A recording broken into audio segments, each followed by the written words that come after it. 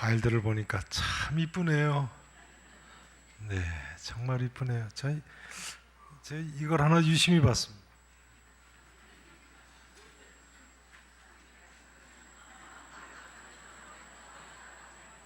이건 뭔가요? 단호박 같은데요? 단호박은 아닌 것 같기도 하고 정말 이쁘네요. 하나님이 창조하신 모든 것이 다 이쁘지만 정말 아름답습니다. 이게 뭐죠? 단호박인가요? 애호박이요? 양호박? 아, 양호박이요. 아, 기관지 나쁜 분한테 좋으시답니다. 기관지 나쁘신 분은 저한테 오십시오이다. 2017년 추수감사절이 됐습니다. 감사절을 맞이해서 성도 여러분, 심령 깊은 곳으로부터 하나님께 감사가 넘치시기를 바랍니다. 네, 특별히 가정과 교회와 우리나라와 우리 민족 가운데 감사의 제목들이 넘치시기를 진심으로 축원하겠습니다. 네, 참 감사한 날입니다. 자, 오늘 본문 11절 말씀을 같이 읽어보시겠습니다. 11절 말씀. 자, 함께 읽으십니다. 석 달 후에 우리가 그 섬에서 겨울을 난 알렉산드리아 배를 타고 떠나니 그 배의 머리 장식은 디오수구로라. 아멘.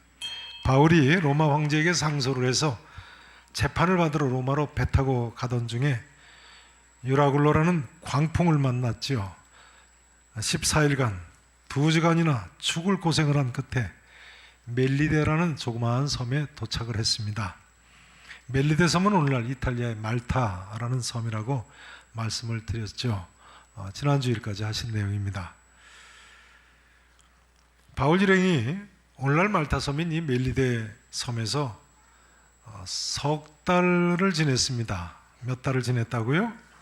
네, 지금 읽으신 11절에 보시니까 석 달 후에 이렇게 나와 있죠. 그러니까 겨울을 지낸 거예요. 겨울을 지내고 알렉산드리아 선적에 또 다른 배를 타고 떠났는데 이 배는 배머리 장식이 무엇으로 되어 있다고 했습니까?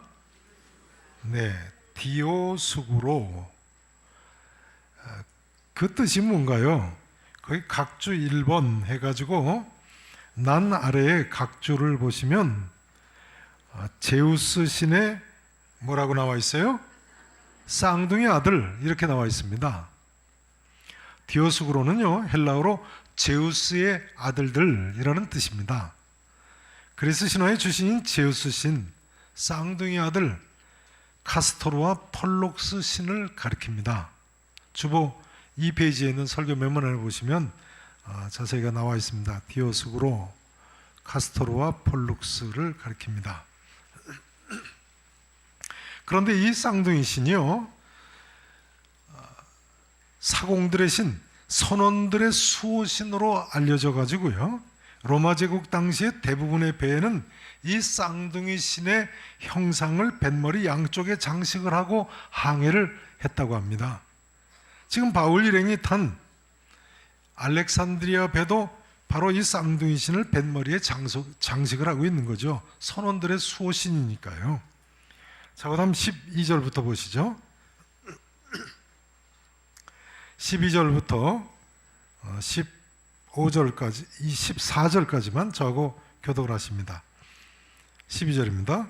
수라구사에 대고 사흘을 있다가, 읽으세요.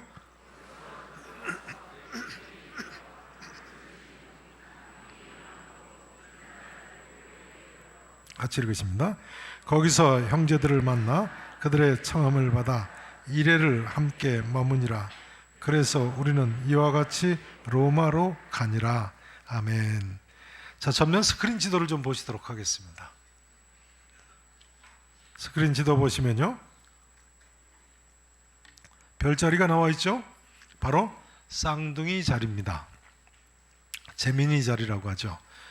그래서 오른쪽 아래에 보시면 폴룩스와 카스토르라고 두 사람이 같이 이렇게 서 있는데 써져 있죠. 그래서 왼쪽은 폴룩스고 오른쪽은 카스토르라고 써져 있습니다. 이렇게 어른이 서 있는 형상을 나타내기도 합니다만, 그 다음 사진 보세요. 쌍둥이 자리는 이렇게도 그립니다. 보신 적이 있으실 겁니다. 어려서부터 아주 의좋은 쌍둥이 형제죠. 근데 이 두 형제 신을 사람들이 선원을 지키는 신, 사공의 수호신으로 생각을 해서 그처럼 숭배를 한 거예요. 자, 그 다음 사진 보세요. 그 다음요, 사도 바울 일행이 그레데 섬, 크레타 섬에서 출발을 했죠. 미항에서 출발을 해서 가다가 풍랑을 만났습니다. 그래서 2주 만에 무슨 섬에 도착했다고요? 멜리데라는 이렇게 조그마한 섬에 도달을 했어요. 만약에 여기에 걸리지 않고, 보세요, 그 좌우에 얼마나 큰 지중해 바다가 있습니까? 그걸로 지나갔으면 그냥 스페인 쪽으로 로마를 지나서 간 건데, 그 조그만 섬에 걸렸네요. 그래서 멜리데에서 어디로 올라갔다고요? 겨울을 지난 후에, 석 달 후에 알렉산드리아 배 타고 어디로 올라갔어요? 수라구사에 됐다, 이렇게 돼 있어요. 수라구사는 오늘날 시실리 섬의 수도인, 영어로 시라큐스라고 합니다. 시라큐스. 자, 눈 감지 마시고요. 성경과 이 화면을 부지런히 양쪽을 비교해 보셔야 돼요. 시라큐스, 유명한 수학자 아르키메데스의 고향입니다. 자, 그 다음 보세요. 레기온으로 올라갔죠. 레기온에 가서 얼마 있었어요? 하루를 지냈어요. 레기온은 큰 도시가 아닙니다. 오늘날 없어진 항구입니다. 그러고 나서 그 다음 남풍이 일어나므로 이튿날 어디에 이르렀다고요? 13절 어디에 이르렀어요? 보디올에 이르러서 거기서 형제들을 만나서, 예수 믿는 사람들을 만나서 며칠 동안 함께 머물렀어요? 7일 동안요. 그러니까 이 보디올은 큰 도시겠습니까? 작은 도시겠습니까? 큰 도시죠. 보디올은요, 오늘날 이름이 보추올리라고 합니다. 유명한 나폴리 항의 서쪽 항구입니다. 나폴리시니까 많은 이미 사람이 살고 있고, 그때 이미 기독교인들이 있었던 거죠. 그래서 바울이 며칠 함께 머물렀다고요? 2일을 함께 머물렀어요. 그래서 보디올로 해서 그 다음 이제 로마로 이처럼 올라가게 됐습니다. 자, 이제 절 보시죠. 자, 이 질문을 드려야 되겠습니다. 사도 바울이 탄 배가요, 지중해에서 유라굴로 광풍을 이처럼 만났다 살아났습니다. 그런데 바울이처럼 유라굴로 광풍 만났다가 대해서 살아남은 것이 제우스 신의 쌍둥이 아들 카스토르와 폴룩스 때문인가요? 아니면 하나님 덕인가요? 확실히 대답하세요. 네. 누구 덕이에요? 네. 오늘 본문 15절을 다시 보세요. 15절 보시면, 그곳 형제들이, 로마에서 온 형제들이 말이죠, 우리 소식을 듣고 아비오 광장과, 유명한 로마의 그 대로가 시작되는 광장입니다. 아비오 광장과 트레이스 타베르네, 난의 각주에 보시면 새 여관이라는 뜻이죠. 그러니까 갈림길이 있는 거예요. 여기까지 맞으러 왔어요. 그래서 바울이 그들을 보고 누구에게 감사했어요? 누구에게 감사했어요? 하나님께 감사했어요. 하나님께. 그러니까 우리도 인생 항해길에 무슨 풍랑을 만났다고 할지라도 하나님께 마침내는 감사하셔야 됩니다. 오늘이 추수감사절인데요. 여러분, 한 해 동안 무슨 일들이 있으셨습니까? 그럼에도 불구하고 어떤 경우라고 할지라도 이처럼 풍성한 추수의 절기를 맞게 해주신 우리 하나님 은혜에 감사하실 수 있기를 진심으로 축원하겠습니다. 추수의 절기가 되기 전까지는요, 봄에 한없이 가물 때도 있고요, 장 맞을 때도 있고, 천둥 번개 칠 때도 있죠. 한여름 무덥고 땡볕이 내리쬐을 때도 있습니다. 무서운 태풍이 불어올 때도 있습니다. 또 앞으로 무서운 찬바람이 불어오겠죠. 그러나 그 모든 시험 이기고 이런 추수의 절기, 이런 아름다운 오늘이 있게 된 것을 만물의 창조주이시고 때의 주관자이신 하나님께 감사하셔야 되겠습니다. 실제로 추수감사절의 기원이 된 미국 청교도들은요, 신앙의 자유를 찾아서 영국을 떠나서 메이플라워를 타고 1620년에 신대륙에 도착했는데요, 보스턴 지역 플리머스 항에 도착은 했습니다만 1620년 그의 첫 겨울을 지내면서 얼마나 많은 사람들이 죽었는지요. 역사 기록에 보면 자기들이 사는 오두막의 수보다 7배나 많은 무덤을 파야 됐다고 나와 있습니다. 자기들이 사는 오두막, 처음 왔으니까 오두막을 쳤겠죠. 그 숫자보다 7배나 많은 무덤을 파야 됐다. 그러니까 한 집에 몇 사람이나 죽었다는 이야기예요. 첫 청교도들은요, 그 겨울을 지내면서 102명이 왔는데 절반 정도가 죽었다는 거예요. 1620년 12월 21일에 도착했으니까요. 12월 21일이니까 도착하자마자 얼마나 추웠겠어요. 보스턴 지역이 얼마나 춥고 눈이 많이 오는 지역인지 아마 아실 겁니다. 이제 우리도 추운 겨울이 다가오고 있습니다만, 그러나 이런 추위는 추위가 아닙니다. 거기에 그냥 어깨 피세요. 이 정도 가지고 춥다 그러면 안 됩니다. 첫 청교도들은요, 춥고 굶주리고 병들어 죽고 수많은 고난 속에서 돼요. 바로 그 다음해인 1621년 첫 번째 가을 추수 때부터 하나님께 감사하는 이 아름다운 전통을 세웠어요. 심지어 인디언들을 초청을 해서 잔치를 벌였다고 하지 않습니까? 이렇게 고난 중에도 하나님께 감사하는 청교도들의 신앙 전통이 오늘날 우리에게까지 추수감사절로 이어지게 된 거예요. 미국의 추수감사절을 국경일로 선포한 사람은 링컨 대통령입니다. 근데 놀라운 점은요, 링컨 대통령이 추수감사절을 국경일로 선포할 때는 남북전쟁이 아직 끝나지 않았을 때라는 거예요. 1863년에 추수감사절을 국경일로 정했는데요, 남북전쟁은 1861년에 시작해서 1865년에 끝났거든요. 그러니까 링컨은 남북전쟁 중인데도 불구하고 추수감사절을 국경일로 선포한 거예요. 여러분 어떻게 생각하십니까? 오늘날 우리는 두말할 필요도 없이 미국의 첫 청교도들이나 남북전쟁 때 미국 사람들보다 훨씬 더 풍요로운 시대를 살고 있습니다. 그럼 하나님께 더더욱 감사해야지요. 그러나 우리가 이처럼 좋은 것 많이 허락하신 하나님께 과연 저들보다 더 감사하면서 살고 있는가요? 우리 모두가 진지하게 생각해 봐야 되겠습니다. 나는 얼마나 하나님께 더 감사하며 살고 있는가? 나는 얼마나 하나님께 더 범사에 감사하며 살고 있는가? 하나님께 대한 감사를 모르는 사람, 불신자들도 문제입니다만 하나님께 대한 감사를 잊고 사는 믿는 성도들도 문제입니다. 우리가 하나님께 얼마나 큰 은혜를 잊고 살고 있는데 하나님께 대한 감사를 잊어서 해야 되겠습니까? 사실은 본래 추수감사절의 뿌리가 되는 이스라엘의 초막절은요, 하나님께서 광야 40년 동안 지켜주신 것을 기념하는 기념일입니다. 초막절, 뭘 기념하는 날이라고요? 광야 40년 동안 지켜주신 것을 기념하는 8일간의 기념일이에요. 그래서 이스라엘 자손들은 초막절 기간 동안 집안에 초막을 짓고는 그 초막에 나가서 8일 동안 살죠.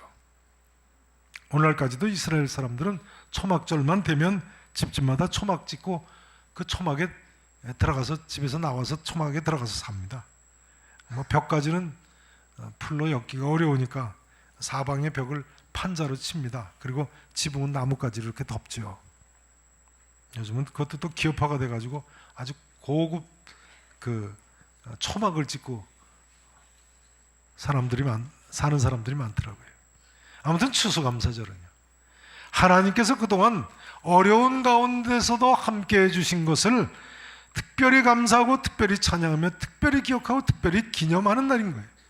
우리 모두가 마음과 뜻과 정성을 다해서 그동안 함께 하신 하나님께 감사드리는 그런 특별한 날이 되시기를 진심으로 축원합니다. 자, 이제 15절 말씀을 다시 한번 보십니다.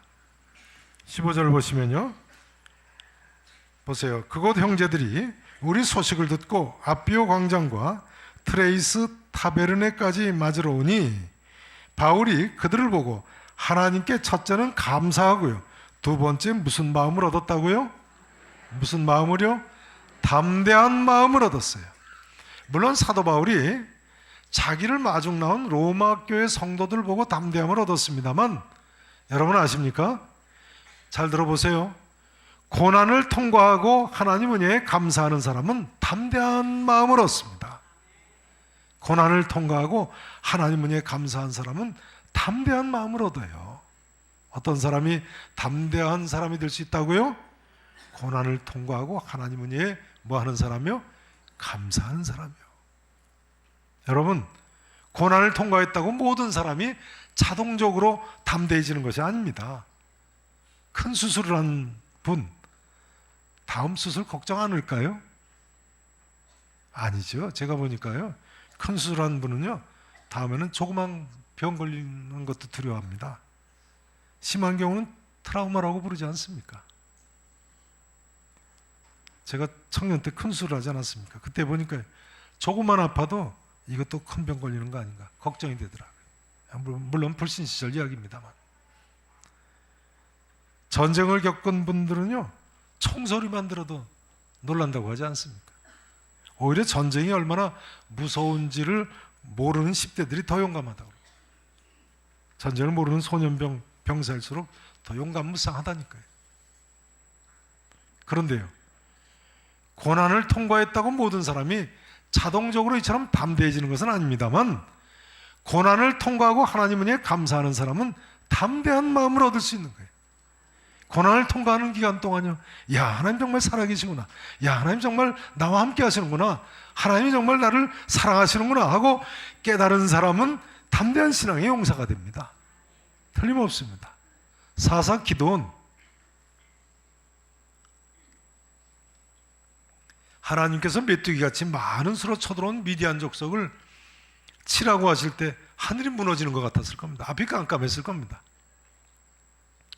그러나 사사 기도원이요, 양털 한 뭉치를 가지고 하나님을 2번씩이나 시험을 하기는 했습니다만, 하나님이 나와 함께 하신다는 사실을 믿게 되었을 때 군사 300명만 가지고도 그 메뚜기 같은 많은 수의 미디안군을 쳐들어갈 수 있었어요. 그만큼 담대해진 거죠. 고난을 통과하면서. 소년 다윗, 골리앗 앞에서 막대기 물맷돌 5개만 가지고 가서 서기 전에요, 사실은 이미 하나님께서 자기를 사자의 발톱과 곰의 발톱에서 건져내신 것을 체험을 한 사람이에요.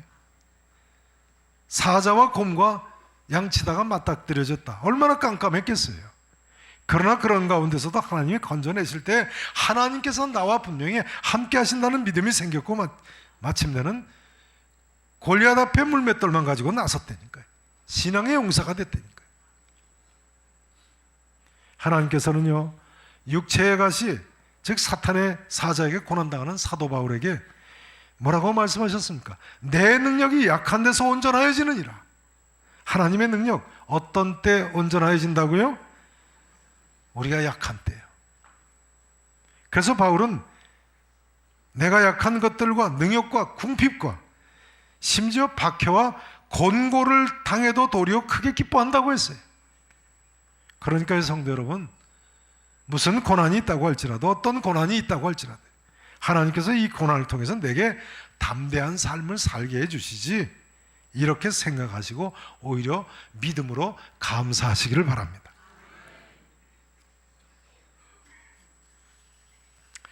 이제 다 함께 16절 말씀을 보십니다. 16절 말씀, 자, 같이 함께 읽어보십니다. 시작. 우리가 로마에 들어가니 바울에게는 자기를 지키는 한 군인과 함께 따로 있게 허락하더라. 아멘. 마침내 로마에 도착을 했습니다. 그런데 바울에게는 지키는 군인과 함께, 한 명의 군인과 함께 따로 있게 특별 조치를 취해줬네요. 그래서 결과적으로 어떻게 됐어요? 30절에 보시면요, 바울이 온 몇 년간요? 2년간이나 30절입니다. 자기 셋집에 머물면서 자기에게 오는 사람을 어떻게 영접했어요? 다 영접했어요. 그 다음 31절 함께 읽으십니다. 시작.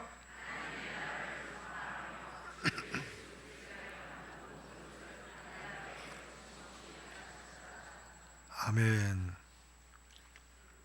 여러분, 사도 바울이 담대해져서 한 일이 무엇입니까? 바울이 하나님께 감사하고 담대한 마음을 얻었다고 되어 있는데요, 바울이 담대해져서 그 다음에 한 일이 뭐예요? 지금 읽으신 구절에 보니까 자기에게 오는 사람을 다 영접을 했어요. 그리고 하나님 나라를 전파하며 주 예수 그리스도에 관한 모든 것을 담대하게 거침없이 가르쳤어요. 한마디로 이야기하자면 전도했군요. 하나님의 나라와 예수 그리스도를 전했어요. 복음을 전했습니다. 그러니까요, 사도행전 1장 8절에서 예수님께서 하늘로 올라가시 직전에 오직 성령이 너에게 임하시면 너희가 권능을 받고 예루살렘과 온 유대와 사마리아와 땅끝까지 이르는 내 증인이 되리라 하시더니요, 이 예언의 말씀대로 사도 바울이 당시에 땅끝인 로마에까지 이르러서 예수님의 증인이 된 모습입니다. 바울을 특별히 한 군인만 붙여서 따로 있게 허락해주고 바울이 셋집에서 2년 동안이나 유하고 자기에게 오는 사람들에게 이 복음을 전하게 됐다.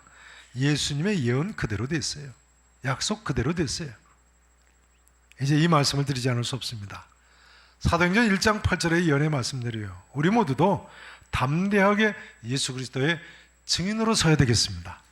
사도행전의 기록은요, 오늘날도 우리를 통해서 땅끝까지 이르러서 예수 그리스도의 증인이 되는 역사가 계속되어야 될 것을 말씀하고 계신 것입니다. 또 우리가 그처럼 증인이 되어야 되겠어요. 그러니까요, 우리도 우리에게 나오는 모든 사람을 다 우선은 영접을 해야 되고요. 여러분, 누구한테 전도하시나요? 내 마음에 드는 사람한테만 전도하시나요? 다 영접하셔야 돼요. 다 영접하셔야 돼요. 만나는 모든 사람에게 하나님의 나라를 전파하세요. 그리고 예수 그리스도를 전하고 복음을 전하고요, 그리스도께 관한 모든 것을 담대하게 거침없이 가르치실 수 있기를 진심으로 축원합니다. 이것이 복음에 합당하게 사는 삶인 줄로 믿습니다. 자, 이제 빌립보서 1장 말씀만 읽고 마치겠습니다. 빌립보서 1장 신약성경 318페이지입니다. 318페이지 보세요.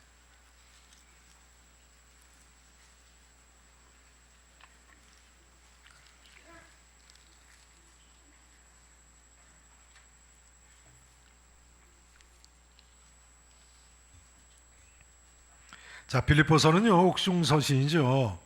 바울이 바로 오늘 본문 사건이죠. 로마의 감옥에 갇혀 있을 때 쓴 편지예요. 자, 그때 바울이 뭐라고 쓰고 있습니까? 1차적으로는 빌립보 교인들에게, 더 나아가서 오늘날 우리에게도 하는 말씀이죠. 1장 27절. 자, 다 같이 1장 27절 함께 읽으십니다. 시작. 그리스도의 복음에 합당하게 생활하라. 되셨습니다. 되셨어요. 오직 너희는 뭐에 합당하게 생활하라고요? 그리스도의 복음에 합당하게 생활하라고요. 자기처럼 말이죠. 보세요. 이는 내가 너에게 가보나 떠나 있으나, 빌립보에 가보나 떠나 있으나 말이죠, 너희가 한 마음으로 서서 한 뜻으로 뭘 위하여 협력하라고요? 복음의 신앙을 위하여 협력하는 것과, 두 번째예요, 무슨 일에든지 대적하는 자들 때문에 뭐 하지 말라고요? 두려워하지 말라고요. 담대하라고요. 담대하라. 두려워하지 아니하는 이 일을 내가 듣고자 함이라. 이것이 그들에게는, 대적하는 자들에게는요, 멸망의 증거예요. 너희에게는 뭐의 증거예요? 구원의 증거예요. 구원받은 백성, 이런 고난이 있을 수 있다는 거예요. 그러나 담대하라는 거예요. 이는 하나님께로부터 난 것이라. 그 다음 보세요. 그리스도를 위하여 너에게 은혜를 주신 것은 다만 그를 믿을 뿐 아니라 또한 그를 위하여 무엇도 받게 하려 하심이라고요? 고난도 받게 하려 하시며. 바울이 배 타고 가다가 풍랑 만나서 고생하듯이, 로마의 감옥에 갇히듯이 고난도 받게 하려 하시며. 그 다음 보세요. 너에게도 그와 같은 싸움이 있으니, 빌립보 교회 교인들도 아주 핍박이 많았거든요. 보세요. 너희가 내 안에서 본 바요. 지금 바울이 감옥에 갇혀 있으니까 하는 말이에요. 내 안에서 본 바요. 이제도 내 안에서 뭐한 바라고요? 듣는 바니라. 성도 여러분, 복음에 합당한 삶을 어떤 가운데도 사실 수 있기를 축원합니다. 이제 말씀을 마쳐야 되겠습니다. 성도 여러분, 우리 하나님은 살아계신 유일하신 하나님이십니다. 우리 하나님은 살아계신 유일한 신이세요. 과거의 인간들이 그렇게 신이라고 주장하고 섬기고 헌신하던 신들 오늘날 다 어디 갔어요? 가나안의 바알신, 아스타롯신, 이집트의 태양신, 바벨론의 말뚝신, 그리스의 제우스신, 신이라는 쌍둥이 두 아들 다 어디 갔어요? 그리스 사람들은요, 그래서 그리스에서 제일 높은 산인 올림푸스 산 꼭대기에 제우스 신이 실제로 살고 있다고 믿었지요. 그 높이가 해발 2917m입니다. 죄송합니다. 2917m니까 백두산보다 조금 높은 산이죠.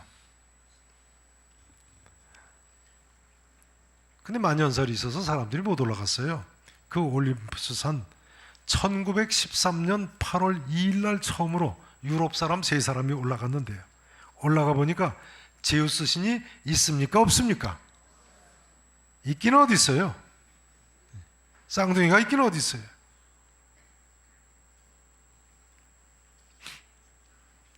근데 그리스 가 보니까 아직도 그 제우스 신을 섬기는 사람들이 있다는 거예요. 참 대단한 사람들. 그 누가 섬기냐고 하니까, 어떤 사람들이 아직도 제우스 신 섬기느냐고 하니까, 우리나라로 치면 무당 같은 사람들, 제우스 신을 섬긴다는 거예요. 참 인간이 무지몽매도 그 정도로 무지몽매합니까? 아직도 제우스 신을 섬긴다.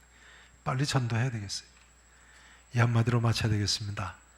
살아신 성도 여러분, 인생 항해길에서 무슨 일을 만났다고 하실지라도 하나님 살아계심을 믿으시고, 하나님이 나와 약속의 말씀대로 함께 하심을 믿으시고요, 하나님의 이 말씀을 믿으시고 오직 믿음으로, 오직 감사함으로 일평생 승리의 길을 가실 수 있기를 우리 구주 예수 그리스도 이름으로 간절히 축원하겠습니다.